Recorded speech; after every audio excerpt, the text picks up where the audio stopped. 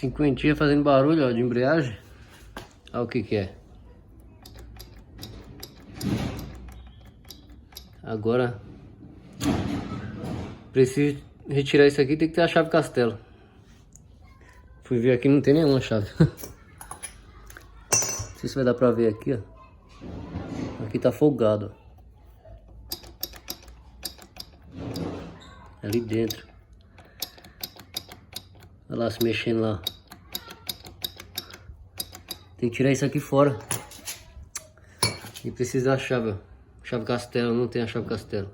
Agora eu vou montar de novo, esperar chegar a chave, depois desmonto para fazer a substituição da peça.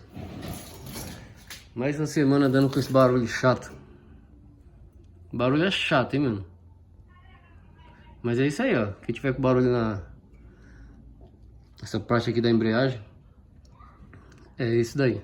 Tem que trocar. Ou os discos, ou tem que fazer a substituição dos batentes que fica ali. Eu não vou conseguir mostrar porque não tem a chave aqui agora. Me lasquei. Tem que montar de novo para depois vir e retirar isso aqui. Que saco, hein? Vou estar montando agora, só que antes eu vou fazer uma limpeza aqui, ó. Como que tá lá dentro. Fazer uma limpezinha aqui. Né? Pra montar bonitinho.